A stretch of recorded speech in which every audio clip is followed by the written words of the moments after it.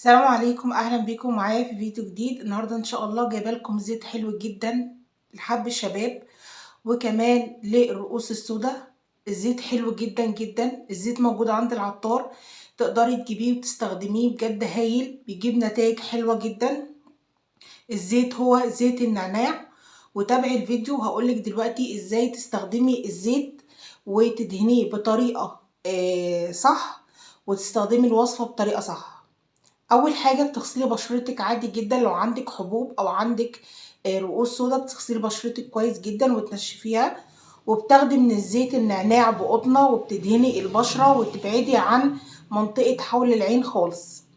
بتدهني بس الحبوب، بتدهني بس مكان الرؤوس السودا او البثور، وبتسيبيها لمده ربع ساعه بالظبط. وبعد الربع ساعه بتغسلي بشرتك بميه عاديه خالص من الحنفيه، وبتعملي الوصفة دي يوميا لحد ما بتحصلي على نتيجة كويسة. الزيت هو زيت النعناع، حلو جدا وفوائده حلوة جدا جدا للبشرة، حلوة قوي. بس اهم حاجة وانتي بتدهنيه بلاش تيجي عند منطقة حول العين خالص. اول ما بتحطي الزيت بتحسي بانتعاش كده في البشرة، هو حلو جدا ومنعش للبشرة وجميل جدا جدا. كمان بيعالج الالتهابات اللي بتكون ناتجة عن أشعة الشمس كمان. بس أنا النهاردة جاية أتكلم عنه للحبوب والرؤوس السوداء.